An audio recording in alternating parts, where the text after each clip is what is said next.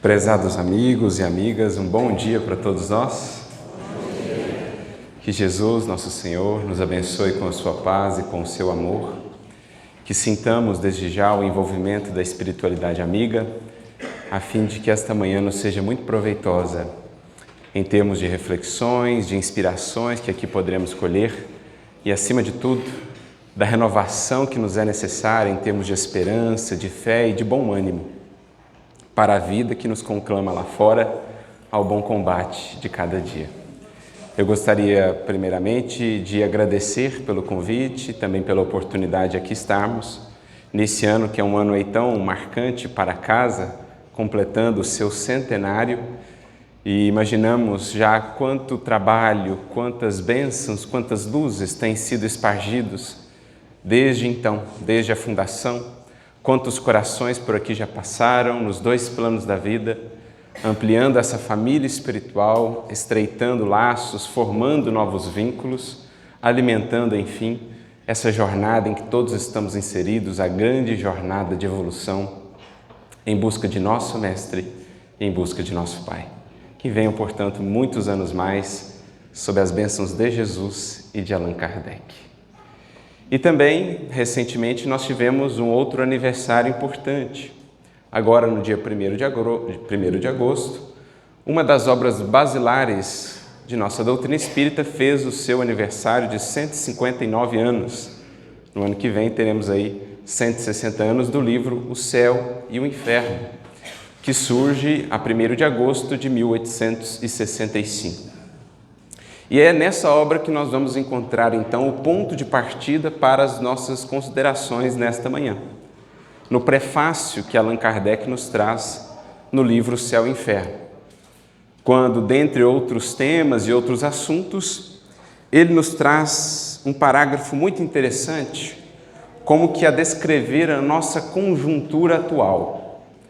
Claro que ele falava ali da conjuntura do seu tempo, o contexto de surgimento do Espiritismo, mas, de certo modo, mesmo passados já 159 anos, nós nos encontramos ainda dentro do mesmo processo, dentro da mesma etapa a que a humanidade vem alcançando, etapa essa culminante, momentos de, digamos assim, um clímax no que diz respeito aos processos evolutivos que dizem respeito à Terra.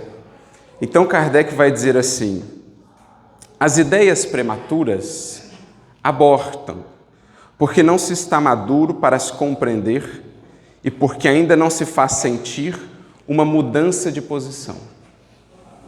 Por isso, o Cristo, o grande mestre de todos nós, sabendo muito bem como se processa a evolução, esses tempos, esses marcos, essas etapas, quando esteve entre nós, lançou as sementes, deixou ali as reflexões, mas com a consciência de que determinadas compreensões estaria reservado ao tempo fazê-las amadurecer, ou construir-se um momento, um estado espiritual mais propício para determinados avanços de compreensão quanto à vida. Por isso Jesus diria: eu muitas coisas ainda teria a vos dizer, mas por ora não as poderíeis suportar. Um dia, no entanto, virá o Consolador. Vos relembrará tudo aquilo que vos disse, vos guiará na busca da verdade, vos explicará todas as coisas. Portanto, desenvolvendo o que o Cristo já nos trouxe na forma de princípios, de metáforas, de alegorias. Ele sabia que lançar certas sementes àquele tempo seria fazê-las abortar, porque ainda não se encontrava um solo muito propício para determinadas compreensões. Mas ali ele já deixou de maneira velada tudo aquilo que hoje o Espiritismo nos traz, de maneira mais desenvolvida, de maneira mais ampla. Então é isso que Kardec começa descrevendo neste parágrafo.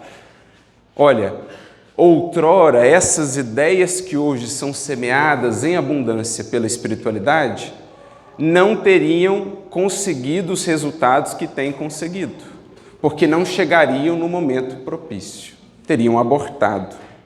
Hoje é evidente para todos que se manifesta um grande movimento na opinião, ou seja, a mentalidade da humanidade vem sentindo a necessidade de um movimento, de uma mudança. Por isso ele continua: formidável reação se opera no sentido progressivo, ou seja, estimulando o progresso, contra o espírito estacionário ou retrógrado da rotina. Então, quando nós olhamos para o horizonte da humanidade em nossos tempos, percebemos muitos desafios, muita inquietude, muita angústia, um sentimento de vazio toma conta de muitos corações. E o que está por detrás disso, senão esse anseio, aqui descrito por Kardec, por algo novo? A humanidade terrestre começa a compreender que a simples rotina material, com as suas demandas, com as suas buscas, já não mais nos satisfaz. A criatura humana começa a compreender que o simples atendimento das necessidades fisiológicas ou dos prazeres sensoriais não mais basta para satisfazer os corações, os espíritos que buscam, que anseiam por algo mais. É a vida que anseia por se expandir. Vivemos um momento de inverno que espera ansiosamente por um novo florescer. E um florescer muito marcante na história da humanidade, porque vivemos no limiar da era do Espírito. Como nos diz Emmanuel no prefácio do livro Nos Domínios da Mediunidade, o futuro pertence ao Espírito. E a humanidade está chegando agora a compreender isso. Que longe do entendimento do Espírito, da nossa natureza e da nossa destinação espirituais, não encontraremos as respostas tão ansiadas.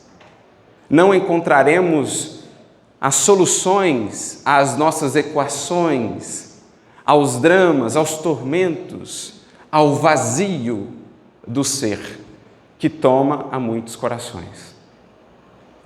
Então, assim descreve Allan Kardec o contexto de surgimento do Consolador, bem como Cristo previu. Quando, enfim, esgotássemos, digamos assim, uma jornada de ilusão, de incompreensão quanto aos seus próprios ensinamentos, quando a sua mensagem eclipsada fosse de novo desejada e buscada, enfim surgiria o Consolador, como um novo alvorecer para os horizontes do pensamento e do sentimento humanos. Vivemos em tempos de anseio, vivemos em tempos de despertar, em que as dores não são senão os sintomas de criaturas que não mais conseguem simplesmente viver como quem se identifica com o corpo ou com a matéria. A voz do Espírito grita, o Espírito clama por alimentos mais sólidos, por horizontes mais sublimes. É isso, portanto, que Kardec está nos descrevendo. Um movimento que se opera no sentido do progresso contra a posição estacionária, ou seja, a estagnação. Porque por muitos séculos, principalmente nos séculos mais recentes, temos feito muitos movimentos e muitos progressos de natureza material, que renovaram a face da Terra. Voltemos 100 anos atrás no tempo e teríamos dificuldade de reconhecer a humanidade de então com a humanidade de hoje, especialmente desse ponto de vista material. As possibilidades de conectividade que temos hoje, de deslocamento, tão mais ampliadas. Mas será que temos de fato avançado tanto? Ou será que em muitos quesitos não nos temos mantido estacionários, embora toda essa mudança de natureza ou na aparência exterior? O que nos faz recordar o Livro dos Espíritos, questão de número 793, quando Kardec indagará aos benfeitores: como podemos de fato reconhecer uma verdadeira civilização? O que é a civilização real? E os Espíritos então responderão: tendes-vos considerado muito adiantados por conta das vossas descobertas, dos vossos inventos? No entanto, em verdade vos dizemos que não vos podereis dizer realmente civilizados, enquanto não houverdes banido do seio de vossas sociedades o egoísmo e tudo que dele deriva. Até lá, sereis povos esclarecidos, que hão percorrido a primeira etapa do processo. Mas só quando a caridade reinar, e poderíamos aqui acrescentar, quando essa consciência espiritual realmente nortear os passos de cada ser nesta terra, é que estaremos alcançando a verdadeira civilização, ou a condição de espíritos verdadeiramente civilizados. Porque o movimento exterior, as mudanças de natureza exterior, não necessariamente significam avanço em sentido espiritual. Muitos espíritos estarão movimentando-se, mobilizando a muitos recursos fora de si. Mas, diz-nos Emmanuel, para a espiritualidade superior, muitas vezes estarão simplesmente estacionados, a contemplarem fogos fatos, ou seja, ilusões. Porque o movimento que se busca, sair desse estado estacionário, é algo que se processa dentro do ser, na natureza do ser, na sua maneira de compreender a vida e de se conduzir a partir dessa nova compreensão. Então, faça o movimento agora no sentido progressivo contra o espírito estacionário ou de rotina. Eurípides Barçanufo tem uma mensagem muito bela no livro O Espírito da Verdade, que será a base aí do novo estudo que começa, chamada Em Plena Era Nova, em que ele então nos conclama que essa era que se abre, o limiar da era do Espírito, em verdade nos revela, nos alerta de que é preciso sairmos da simples rotina escravizante. Cada dia como sendo simplesmente uma repetição. Cada dia marcado por aquele marasmo, por aquela falta de ânimo, de disposição a renovar-se, a conhecer, a ampliar horizontes, o espírito simplesmente vai se arrastando, vai deixando a vida levá-lo sem governar, sem assumir as rédeas do seu destino. Vai sendo arrastado pela vida, nesse espírito de rotina. Mas dentro dessas novas perspectivas que o Consolador e que o Evangelho nos trazem, a vida se faz nova a cada dia, porque o espírito se renova a cada dia. Com o Cristo, vida nova todo dia, vida abundante a cada dia mais. E ele então diz-nos, Eurípides, é preciso viver e servir para que sejamos mais do que o pó. Porque em vivendo a simples rotina, poderemos nos mover, deixar muitos passos por essa terra, mas ao final da jornada, o que teremos feito de nós? Seremos verdadeiramente novos? Ou teremos vivido como quem se identifica somente com o que do pó veio e ao pó retornará? É preciso viver e servir para que sejamos mais do que o pó. E ninguém vive e serve cada vez mais sem renovar-se, sem atender ao chamado de renovação do Evangelho e do Espiritismo. Por isso, continua Kardec, os satisfeitos da véspera são os impacientes do dia seguinte. Então, os espíritos que estavam muito acomodados com o modo de ser da terra, das sociedades, da vida no mundo, de repente vão percebendo que aquela satisfação, ou aquela saciedade já não mais existem. Um incômodo, um anseio começa a movê-los, a impeli-los à renovação. E os desafios que encontramos por fora, no âmbito da individualidade ou no âmbito das coletividades, não vem senão nos mostrar isso, ou nos impelir à renovação, fazendo-nos voltar para dentro de nós mesmos, compreendendo que as coisas como estão, a vida no mundo como ela ainda se rege, já não mais respondem ao que buscamos.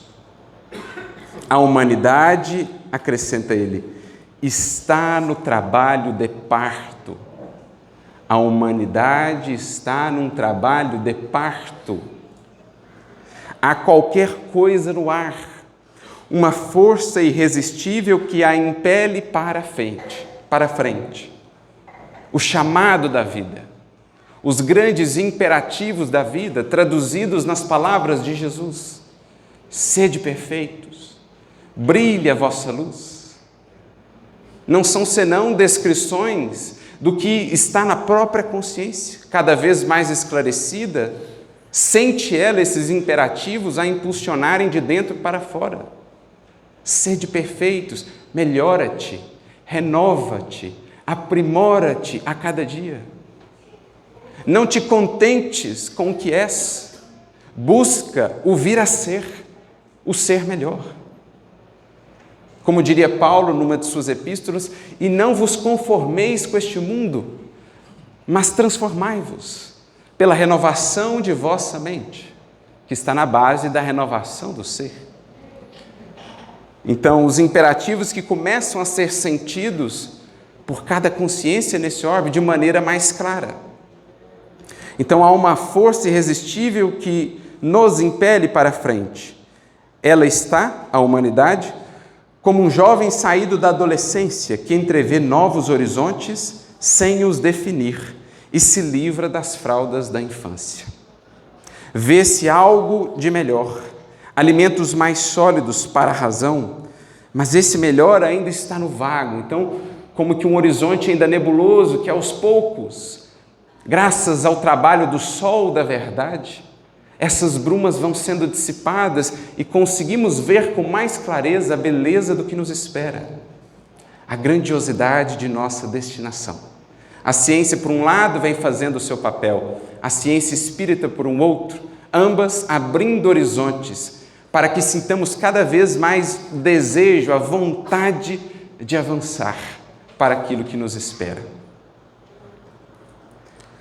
Então, esse melhor está ainda no vago, buscam-no, todos trabalham nisto, do crente ao incrédulo, do operário ao cientista. O universo é um vasto canteiro, uns demolem, outros reconstroem, cada um talha uma pedra para o novo edifício, do qual só o grande arquiteto possui o plano definitivo, e cuja economia, aqui no sentido de organização, só será compreendida quando suas formas começarem a se desenhar acima da superfície do solo. Foi o momento que a soberana sabedoria escolheu para o advento do Espiritismo. Então, assim descreve Allan Kardec, no prefácio do livro Céu, o Inferno ou a Justiça Divina, segundo o Espiritismo, é assim que ele descreve o contexto de surgimento do Espiritismo, do Consolador. Embora passados aí muitos decênios desde então, ainda estamos imersos dentro desse momento, desse marco na história e na evolução da humanidade.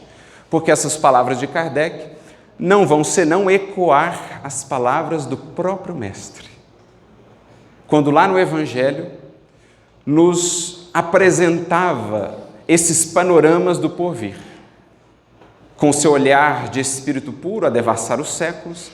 Compreendia ele muito bem o processo que ali se iniciava com o advento do Evangelho, que estaria desde então em curso e que demandaria muitos séculos e muito esforço por parte das criaturas humanas para se implantar na Terra. A edificação do seu reino, que, como ele dizia, aqueles tempos ainda não é deste mundo, ainda não segue sendo, mas um dia será. E estamos em pleno curso desse trabalho, desse processo, que tanto se dá em cada criatura, como se dá na humanidade como um todo. Quando nós voltamos, por exemplo, então, ao Evangelho de Mateus, capítulo de número 24, nós vamos encontrar ali o conhecido sermão profético de Jesus. Um texto muito bonito, muito simbólico, que quanto mais nós nos detemos sobre ele, mais vemos a sua pertinência para a atualidade do nosso planeta. Jesus ali descreve as realidades dos tempos que temos vivido agora. Como dizem os Espíritos, os tempos que são chegados. Ali estão previstos, explicados por Jesus, desde que saibamos extrair o espírito da letra. E ao falar das dificuldades do processo, no versículo 8 desse capítulo, Jesus dirá: mas essas são simplesmente o princípio das dores. E é interessante porque o termo grego que foi utilizado e traduzido por dores faz referência não a quaisquer dores, mas às dores do parto. Então Jesus, ele propositalmente, ao falar do momento de transição, ele se utiliza dessa metáfora do parto, dizendo: olha, quando vocês começarem a ver que as coisas estão ficando mais complicadas, os desafios, as lutas, falsos profetas, os desvios, as ilusões. Isso representará o princípio das dores, que é o que Kardec trouxe aqui para nós. A humanidade está em trabalho de parto, ecoando o que Jesus já nos trazia lá atrás. Mais adiante, Jesus, no versículo 19, trará uma conceituação interessante. Muitas vezes ela gera dúvidas, porque ele fala assim: mas ai das grávidas e das que amamentarem nestes tempos. Dentre as tantas perspectivas que poderíamos trazer em torno dessa fala de Jesus, pensemos no processo em que estamos inseridos, enquanto espíritos, enquanto humanidade. Estamos a passar por um parto. O parto do quê? De um novo modo de ser humanos, de um novo modo de ser humanidade. Nesse sentido, o que representarão as grávidas, as que amamentam nesses tempos, senão os que estão nesse esforço ingente de darem à luz a um novo ser, a uma nova versão de si próprios, ou aqueles que trabalham de maneira devotada, aplicada à renovação da humanidade. São esses, ou são essas as almas em gestação, são essas as almas que têm buscado nutrir esse novo ser que vai se formando. Novo ser indivíduo, novo ser humanidade. Porque o que é o Evangelho, meus amigos? O que é evolução, senão um processo de fecundação constante, reiterada no tempo, gerando novas versões do ser, novos nascimentos, senão um processo de gestação a gerar novas vidas, novas formas de viver.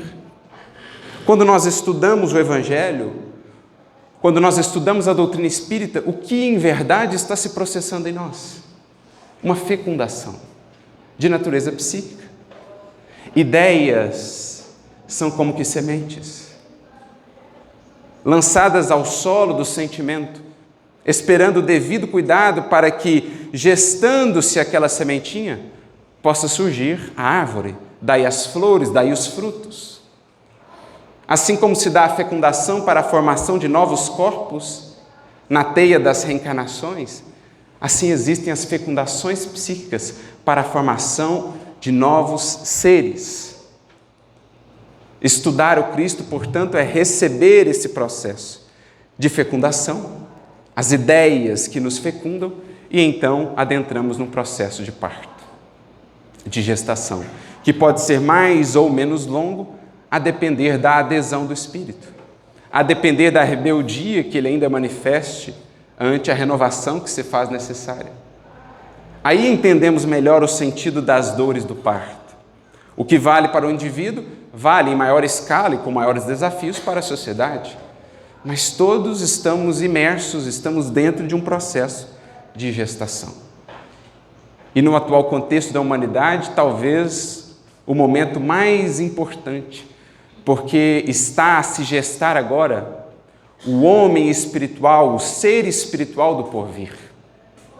Até aqui temos passado por muitas versões, mas é chegado o tempo, na palavra dos Espíritos, de se formar, de se gestar o espírito consciente de si próprio. O ser humano espiritualizado, ou na palavra de Kardec, na palavra do apóstolo Paulo de há 2000 anos, o homem espiritual, que há de compor a humanidade regenerada, a humanidade redimida do porvir. É nisso em que estamos imersos. Esse é o processo de gestação. E por isso a fala do Cristo: mas ai das grávidas e das que amamentarem naqueles tempos, porque temos visto os imensos desafios que nos cercam. E mantermos-nos comprometidos com a gestação desse novo ser em nós pede muito esforço, muita perseverança. Em tempos de tanta confusão, de tantos desvios, de tantas ilusões ainda cultivadas e propaladas em toda parte, é desafiador dar à luz à virtude, dar à luz ao bem em nós. afastando-nos dos padrões que ainda vigoram, seguindo caminhos diferentes, muitas vezes contrários ao que a imensa maioria ou aos que a imensa maioria ainda percorre. Mas essa é a gestação mais importante da vida, e são essas dores, as dificuldades, aquelas que justamente fazem com que o novo ser possa surgir. É a semente que se rasga lá dentro do seio da terra, comprimida, apertada no escuro, para então fazer-se a planta em busca do sol, a ofertar depois para a vida as suas flores e os seus frutos. Como está dito numa belíssima canção de Tim e Vanessa, intitulada Aprendiz, mas a dor da semente é o parto da vida. A dor da semente é o parto da vida. São aqueles que, apesar das dores e das dificuldades, permanecem-se fiéis a esse propósito de fazerem-se novas criaturas, são estes que fazem os primeiros movimentos, espalham os primeiros convites para uma nova humanidade que surge. Ai das grávidas e das que amamentarem naqueles tempos, mas benditas serão elas, essas almas que, cercadas de desafios, souberem ainda assim dar à luz, gestar o novo ser, nutrir a nova humanidade. É o trabalho que está em curso, o trabalho em que estamos imersos. Deixarmos para trás velhos modos de ser, velhas vestimentas, velhos envoltórios, como faz a semente, para então, desprendendo-se da cova em que se encontrava, direcionar-se ao sol, abrindo caminhos, apresentando referências para as outras sementes ainda nas covas escuras. É a condição em que nos encontramos. O convite a sermos esses que perseveram, que abrem mão do que eram para o vir a ser. Isso me faz recordar uma fala muito bonita de Jesus, no Evangelho de João, capítulo 12, versículo 24. Quando Jesus ele tem uma pequena parábola, digamos assim, uma alegoria muito bonita, que tanto nos fala quando pensamos dentro desse âmbito do que é o parto de uma vida nova, dessa dor da semente que é o parto da vida, como nos dizem Tim e Vanessa. Jesus fala assim: mas o grão de trigo, em caindo na terra, se não morre, fica ele só. Mas se morre, produz muito fruto. Mas o grão da terra, o grão de trigo, em caindo na terra, se não morre, fica ele só. Mas se morre, produz muito fruto. O que Jesus está descrevendo com isso? Figuremos nós como sendo o grão de trigo. Somos lançados pela vida, voltamos à matéria, o que representaria para nós sermos lançados a essa cova, sermos lançados na terra. E aí, nas experiências que aqui vivemos no mundo, quantas vezes nos sentiremos como a sementinha, comprimidos, exprimidos pelas dores que nos apertam de todos os lados. A escuridão, por vezes, da solidão, da incompreensão, de não encontrarmos saída para as nossas dificuldades, sentimos-nos tais quais aquela sementinha, colocada sabiamente pelo lavrador na cova em que precisamos estar. E cada um há de conhecer a cova que lhe diz respeito. Cada um há de conhecer o que tem sido para si essa terra que o aperta, que o comprime, mas que também o estimula e o convida a sair dali, renovado em vida nova. Como as dores do parto impelem o bebê a sair, abrindo-se para a vida nova, assim também aquela escuridão, toda aquela limitação imposta pela terra à semente, a impelem a buscar algo a mais, a renovar-se de dentro para fora, rasgando-se, abrindo-se, deixando ir, morrendo para renascer, morrendo no sentido espiritual.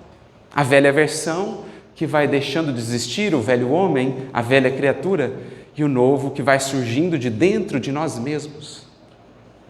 Aí entendemos melhor a finalidade das privações, das aflições, das limitações na vida. São para nós o que a terra envolvendo a semente é para ela. Faz-me recordar isso também de uma outra fala de Jesus, agora Levi, Mateus, que está registrada no capítulo 11 do livro Boa Nova, quando trata-se ali, ou Humberto de Campos trata do Sermão do Monte. E ao falar daqueles aflitos que eram os bem-aventurados, ou seja, os aflitos são a sementinha lá, comprimida pela terra, pela escuridão, pelas dificuldades, mas que se propunham a renascer, Jesus assim se refere às nossas dores e às dificuldades diante de Levi. O leito de dor, a exclusão de todas as facilidades da vida, a incompreensão dos mais amados, as chagas e as cicatrizes do Espírito, são luzes que Deus acende na noite sombria das criaturas. Quando você está lá imerso no desafio, você não consegue ver o que Ele prepara em ti, o que Ele está acionando dentro de você, que forças internas Ele está buscando que farão com que você tenha a força e o estímulo para deixar os velhos envoltórios, a velha criatura, e fazer-se novo, vencendo toda aquela restrição. É o que fazem em nós as nossas dificuldades. É o parto da vida. A gestação em curso, a que todos somos chamados. A humanidade vive isso em grande escala. Cada um de nós vive isso em menor escala. E a gestação da nova humanidade que almejamos só se fará a partir do momento que cada um de nós tivermos a perseverança de gestar esse novo ser em nós, dando a nossa parcela de contribuição à renovação da humanidade. Então é isso que Jesus está descrevendo, tanto nessa fala sobre o grão de trigo, que morre, ou seja, que deixa ir o que já não mais convém, o que já não mais faz sentido à luz da nova compreensão da vida que nós temos. A busca, melhor dizendo, o anseio desequilibrado por prazeres, por ilusões, por poderes, vai perdendo sentido, aquilo não mais faz sentido em nosso ser. E então vamos deixando ir, vamos deixando morrer, para que algo de mais nobre, algo de mais lúcido possa nascer. Então Jesus já descrevia assim o processo de transformação da humanidade, o princípio das dores do parto. Agora estamos no clímax, por isso dizem os Espíritos, são chegados os tempos, e ele fala, ai daqueles nesses tempos desafiadores, mas felizes serão eles, se souberem perseverar, porque assim é a dinâmica da vida, a dinâmica da criação. Dizia uma sábia, é justo que muito custe o que muito vale. É justo que muito custe o que muito vale. O que se prepara em nós, o que está sendo gestado é algo eterno. Quanto não haveria, portanto, de custar isso que é eterno? Isso que há de ser a base de uma felicidade jamais antes vista ou sentida, tão perene, tão duradoura que estamos a construir em nós. Por isso, lá atrás, quando voltamos na descrição simbólica e tão bela do livro de Gênesis, ao capítulo 3 do livro de Gênesis, nós vamos ver aquelas falas de Deus lá para Eva e Adão, que não são senão símbolos da própria criatura humana. Eva a representar o aspecto do sentimento, Adão a representar o aspecto da razão ou do intelecto. Em determinado momento diz Deus à mulher ou a Eva, com dor darás à luz. E a Adão ele diz, com dor comerás da terra. Longe daquela interpretação mais superficial, mais literalista de há tantos séculos, o que Deus está descrevendo ali, senão o próprio funcionamento da vida. Se a mulher ali representa o sentimento, com dor darás à luz, ou seja, dar à luz, gente, à virtude, a sentimentos mais nobres, mais puros, é doloroso. especialmente para nós, espíritos arraigados a tantos vícios, a tantos apegos no âmbito moral, sentimentos equivocados que temos cultivado por séculos. Fazer nascer disso o amor puro, a caridade, a humildade, o espírito de perdão é algo doloroso, porque é a semente que se rasga, é a semente que abre mão do que era, para deixar que o novo se afirme. É o que cada um de nós, enquanto indivíduos, estamos vivendo, é o que a sociedade está vivendo nesses tempos de tumulto, de confusão. O Emmanuel mesmo vai ter um texto no livro Deus Conosco, capítulo de número 399, em que ele fala dos trabalhos que o Espiritismo vem desenvolvendo junto à humanidade, as suas contribuições no esclarecimento dos seres quanto à sua natureza e à sua destinação, libertando-nos da ignorância espiritual. E Emmanuel diz assim: um novo organismo de leis, com base na solidariedade e da justiça, está sendo gestado. Está se processando nas profundezas da mentalidade humana, o que é similar a um outro texto dele no livro Emmanuel, chamado Formação da Mentalidade Cristã, que é algo sublime. Ele fala: todo o nosso esforço até aqui tem se dirigido a isso, a formação de uma mentalidade cristã. E o que ele quer dizer por isso? Todo o nosso esforço visa formar espíritos que pensem como Cristo, que pensem à luz do Evangelho. Porque pensar à luz do Evangelho há de renovar integralmente nossas metas, nossos ideais, nossa escala de valores, as rotas que temos buscado seguir. Pensar à luz do Evangelho é o que nos levará à disposição ao perdão, a reconhecer o valor do serviço, a importância da renúncia, do sacrifício. Então, Emmanuel tem dito: todo o nosso esforço, com todos os comentários, os textos dele em torno do Evangelho, visam formar uma mentalidade cristã. Essa mentalidade que está se formando nos recessos, nas profundezas, e que há de gestar, então, para a humanidade um novo organismo de leis, mais baseadas nas leis divinas, na solidariedade, na justiça, mas, sobretudo, um novo modo de sentir e de pensar para o ser humano. Mas ele conclui lá dizendo, ele continua dizendo: esse processo, no entanto, o parto dessas realizações, contudo, será doloroso. Porque é justo que muito custe o que muito vale. É o que está expresso na fala Eva: dar à luz a novos e sublimados sentimentos custará. Porque não nos enganemos, mais sofremos por resistir a esse parto, a essa renovação, do que propriamente por abraçarmos esse processo. Mais sofremos por fugir ao perdão, por fugir a um amor cada vez mais puro, por fugir ao sacrifício e à renúncia, mais sofremos por isso do que propriamente no processo de parir, de dar à luz a um novo sentimento.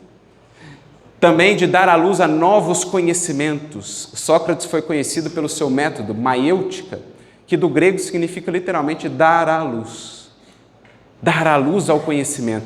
E o que aprendemos com Sócrates? Que dar à luz ao conhecimento demanda muito esforço, muita disciplina, muita perseverança para realmente virmos a conhecer. Em tempos de tanta superficialidade, em que se vê informação picada, em vídeos curtos, em pequenas leituras, e considera-se isso realmente como algo que seja conhecimento, longe estamos de entender o que de fato nos pede o conhecimento e a sabedoria real. É o que Deus disse a Adão: com dor comerás da terra. Para encontrar o alimento que nos nutra, um alimento cada vez mais sólido, que nos corresponda mais às buscas e à razão, precisaremos de esforço, de perseverança. Assim é a vida. Porque quem tenta fugir dos esforços e sacrifícios inerentes à evolução, cai em dores maiores. Semeia para si lágrimas mais amargas, mais dolorosas. Por isso, amigos, o elemento da cruz tem uma importância tão capital no Evangelho. Não naquela visão estéril do Cristo inerte, crucificado, mas do entendimento do que a cruz representa no contexto do Evangelho. Um sábio já disse: quem busca o Cristo sem a cruz, encontra a cruz sem o Cristo. Quem busca o Evangelho sem entender que o Evangelho envolve imensos esforços, que são as dores do parto do novo ser, quem acredita que Jesus é patrono das nossas ilusões, dos nossos comodismos, das facilidades, acaba por encontrar a cruz sem o Cristo.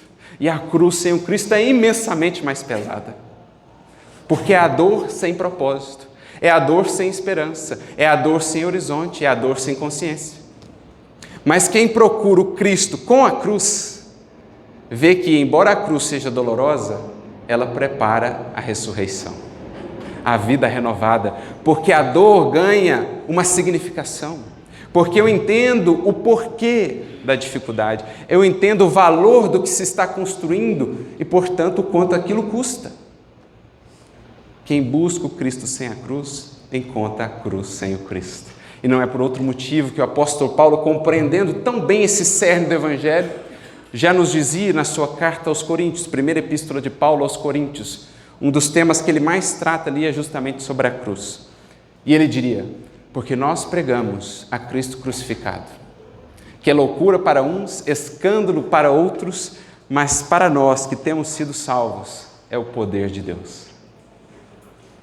Porque a alma que caminha buscando fugir aos deveres e aos esforços ingentes por dar à luz ao novo ser, acaba por encontrar nos desvãos da queda, das ilusões, dores ainda mais amargas. Mas quem entende a cruz como um caminho ascensional, em que o sacrifício nos ensina, a renúncia nos renova e nos liberta, a disciplina de fato nos liberta, quem busca essa cruz com Cristo encontra ressurreição. Esse é o processo natural da vida. Então, por isso, Deus disse a Eva, expressando o sentimento: com dor darás à luz. Parir o amor, gente, parir a caridade, parir o espírito de renúncia que já vemos sublimados em tantos corações que serviram de exemplo, a eles custaram muitas lágrimas, muito suor. Mas pergunta se eles se arrependem. Pergunta se eles lamentam as dores que os levaram a ser o que são hoje, um Chico, um Eurípides, um Bezerra. De modo algum. Porque é o que Jesus diria mais tarde aos discípulos no contexto da última ceia. Estão ali reunidos os discípulos e no capítulo 16 de João, dos versículos 20 a 22, nós vemos a seguinte comparação de Jesus. Ele diz assim: em verdade, vós chorareis e vos lamentareis. E o mundo estará alegre, vós estareis tristes. Mas a vossa tristeza se converterá em alegria. Então Jesus preparava os discípulos para o que estava por vir. O horizonte era desafiador. E ele então diz: vós chorareis, vos lamentareis, o mundo se alegrará, porque o mundo ainda cultiva e vive dentro de suas ilusões. E nesse universo das ilusões, são buscadas as satisfações imediatas, que anestesiam simplesmente as dores e as questões mais profundas.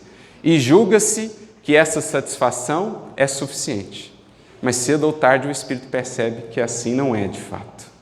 Cedo ou tarde ele percebe que, longe de lidar com as nossas dores, com as nossas questões, jamais chegaremos à felicidade de fato.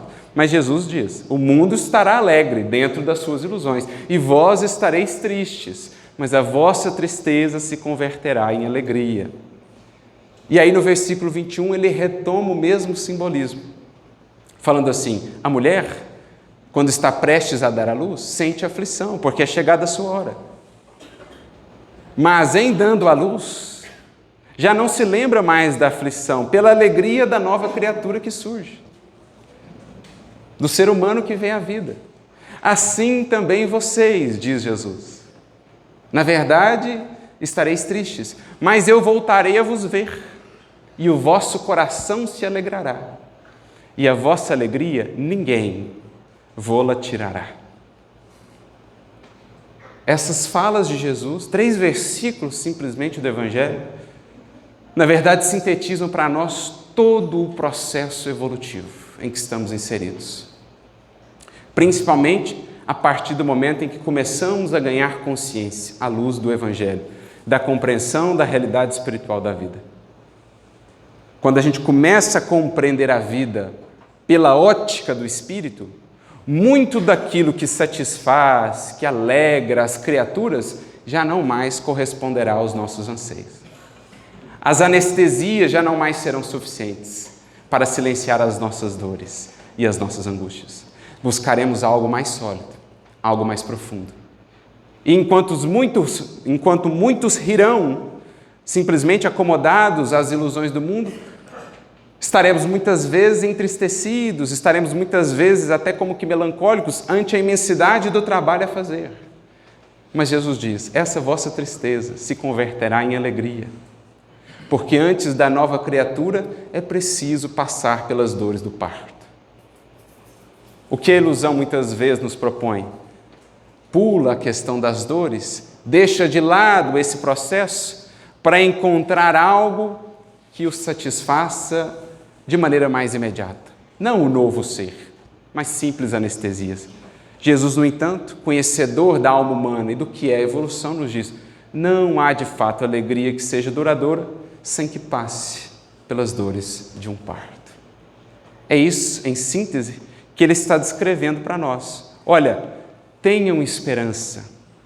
Estareis tristes, porque vereis muitas vezes o egoísmo, a corrupção, as ilusões a arrastarem multidões. Vereis muitas vezes não os valores do Evangelho a serem cultuados, a humildade, o perdão, a benevolência, a misericórdia. Em geral, não é isso que ainda ganha destaque, não é isso que ainda arrasta multidões, não são esses os valores propalados ou refletidos por aqueles que, em geral, têm os maiores números de admiradores. Estareis tristes muitas vezes ante a magnitude do trabalho a fazer em nós, ao redor de nós, mas aos que perseverarem, eu voltarei a vos ver e o vosso coração se alegrará. E essa alegria ninguém mais lhes tirará. Porque esse novo encontro com Jesus é algo que se processa não lá fora. O retorno do Cristo, em verdade, é algo que se dá dentro de cada um de nós à medida que a Ele nos abrimos. E dessa alegria, a alegria que nasce de encontrá-lo em nós, a partir do novo ser que vamos sendo, mais conforme a Ele, essa alegria, gente, dela ninguém nos priva. A alegria de sentir o Cristo a pulsar em nós, a alegria de sentirmos instrumentos em suas mãos, dessa alegria ninguém nos priva, porque foi essa alegria que moveu os mártires aos circos a cantar. Perseguições, humilhações sem conta, a morte por perspectiva e uma imensa alegria no coração. Por quê? Porque encontraram o Cristo de novo. O Cristo vivo, triunfante além da morte, o Cristo vivo dentro deles. O amor do Mestre a pulsar em seus corações, em nossos corações. Esse é o parto que precisamos fazer. E é sobre isso que Emmanuel vai comentar numa bonita mensagem que está no livro Caminho, Verdade e Vida, capítulo de número 93, intitulado Alegria Cristã. Ele comenta justamente um dos versículos que nós trouxemos aqui, que é o versículo de João 16, 20, quando Jesus diz, mas a vossa tristeza se converterá em alegria, apresentando uma ordem natural da vida. Antes da ressurreição, a cruz. Antes da primavera, o inverno. Para dar à luz a um novo sentir, as dores do parto. Como disse Deus a Eva. Para dar à luz à sabedoria, as dores da perseverança e do esforço, como disse Deus a Adão, a representarem sentimento e intelecto do ser humano. A ordem natural da vida, antes do prazer legítimo e verdadeiro, da alegria real, os desafios, a semente na cova a se engrandecer estimulada por aquela limitação. Por isso, ao comentário, Emmanuel diz assim, que nas horas que precediam a agonia da cruz, os discípulos estavam tristes, porque eles não conseguiam compreender até ali outras vitórias que não fossem as da terra. E, em geral, as vitórias da terra não são aquelas que passam por um compromisso mais profundo com o dever, com o novo ser, com a consciência. Em geral, as vitórias da terra têm um caráter de superficialidade. Por isso, se chegam mais rapidamente, também mais rapidamente passam. Por isso, se trazem uma satisfação mais imediata, menos duradoura também é essa satisfação. Porque não houve uma gestação. Não foi algo que precisou ser regado, que precisou ser cultivado, porque ensina-nos a vida, e Alta de Souza nos dirá, o tempo só respeita aquilo que ajudou a cultivar ou a construir. O que vem rápido, o que vem fácil, assim também vai. Agora, o que custou de você lágrima, paciência, perseverança, suor, para os mártires, até mesmo sangue, isso é aquisição imortal do ser. Então, os discípulos ainda não compreendiam isso. Mais tarde viriam a compreender, ensinados pela lição da cruz. Mas até ali era essa a perspectiva que viam. E aí Emmanuel comenta mais adiante, através de séculos, viu-se no Evangelho um conjunto de notícias dolorosas, um Salvador abnegado e puro, conduzido ao madeiro destinado aos infames, discípulos debandados, perseguições sem conta, martírios e lágrimas para todos os seguidores. Então, quem olha para o Evangelho com os olhos do corpo, com a visão da matéria, não verá no Evangelho senão isso. É traição, é fraqueza, é queda, é injustiça, é perseguição.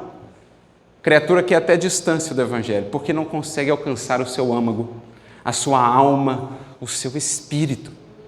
Quem, no entanto, vê com os olhos do Espírito, vê tanto além e tanto mais, depois ou para além dessa visão mais superficial e mais rasteira.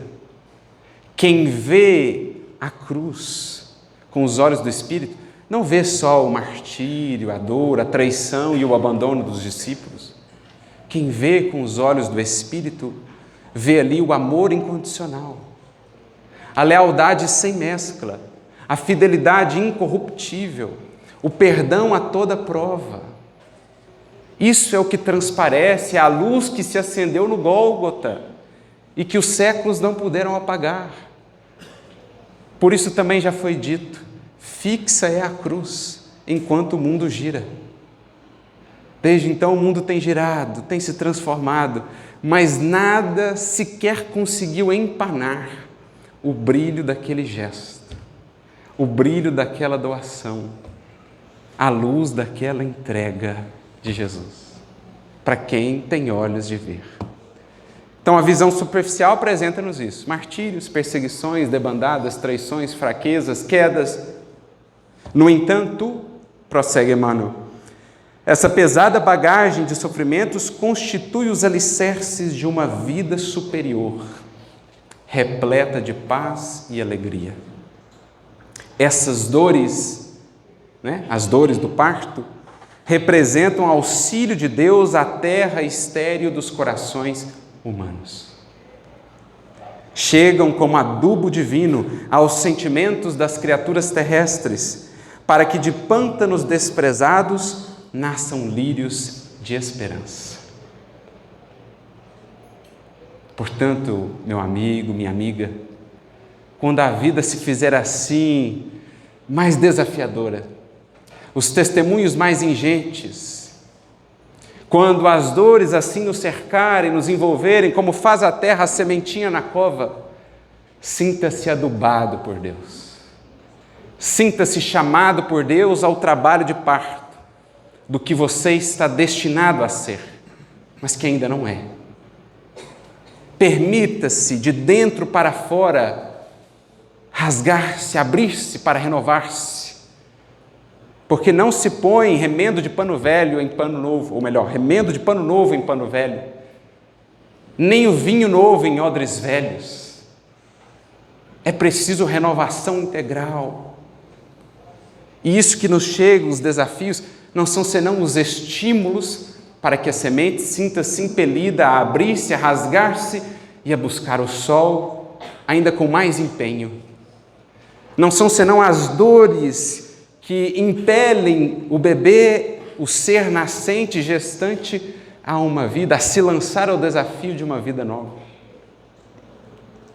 Os inquietos salvadores da política, da ciência, na crosta planetária, receitam repouso e prazer, a fim de que o espírito chore depois, por tempo indeterminado, atirado aos desvãos sombrios da consciência ferida pelas atitudes criminosas.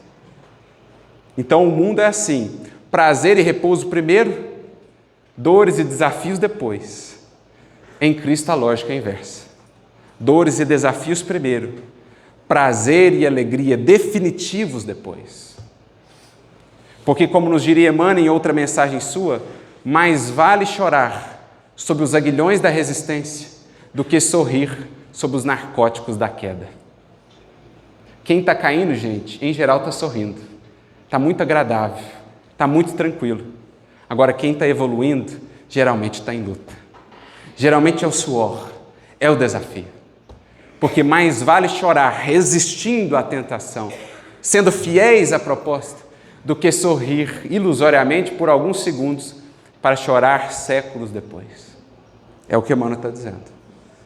Cristo, porém, evidenciando a suprema sabedoria, ensinou a ordem natural para a aquisição das alegrias eternas, demonstrando que fornecer caprichos satisfeitos, sem advertência e medida às criaturas do mundo, no presente estado evolutivo, é depor substâncias perigosas em mãos infantis. Por esse motivo, reservou trabalhos e sacrifícios aos companheiros amados, para que se não perdessem na ilusão e chegassem à vida real com valioso patrimônio de estáveis edificações. Te oferto, portanto, meu filho, minha filha, que se propõe a ser discípulo meu, trabalhos ingentes e sacrifícios de agora, para poderes desfrutar as alegrias perenes de depois. Ao passo que o mundo nos oferta a anestesia e satisfação imediata, mergulhando-nos nas dores amargas de depois. E então ele conclui: eis porque a alegria cristã não consta dos prazeres da inconsciência, mas da sublime certeza de que toda dor é caminho para júbilos imortais. Da sublime certeza de que toda dor em nós e no contexto da humanidade não é senão o trabalho de gestação, as dores do parto que nos impelem ao vir a ser, ao novo modo de ser, mais conforme a Jesus. Porque já nos diria Paulo, quem está em Cristo, nova criatura é, nova criatura precisa ser. Benditas sejam, portanto, as dores do parto, que anunciam uma nova vida, vida nova, mais abundante e transformada para a glória da realidade espiritual que já se anuncia nos horizontes do mundo. A todos vocês, portanto, um feliz trabalho de parto, que venham a ser um pouco mais daquilo que nos espera a todos, aquilo que é a nossa natureza e a nossa destinação. Que Jesus a todos vos abençoe, muita luz e muita paz.